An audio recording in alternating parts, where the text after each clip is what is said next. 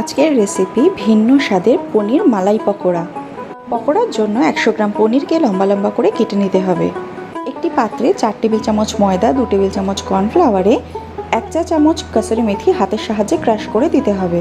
এর মধ্যে হাফ চা চামচ হলুদ গুঁড়ো, 1/4 টিস্পুন লঙ্কা গুঁড়ো, লবণ স্বাদ অনুযায়ী, 3 টেবিল চামচ মালাই অথবা ফ্রেশ ক্রিম আর পরিমাণ মতন জল দিয়ে একটা গাঢ় ব্যাটার তৈরি করে নিতে হবে। পনিরের টুকরোগুলোর সাথে তৈরি করা ব্যাটারটা ভালোভাবে মাখিয়ে নিয়ে ঢাকা দিয়ে 15 মিনিট থেকে 1 ঘন্টা রেস্ট দিতে হবে।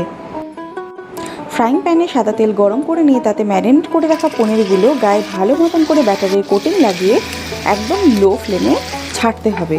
মাঝারি আঁচে পনিরের টুকরোগুলো উল্টে পাল্টে ভালোভাবে লালচে করে ভেজে নিলেই রেডি পনির মালাই পকোড়া। এর বাইরেটা যতটাই ক্রিস্পি, ভেতরটা কিন্তু ততটাই সফট আর জুসি।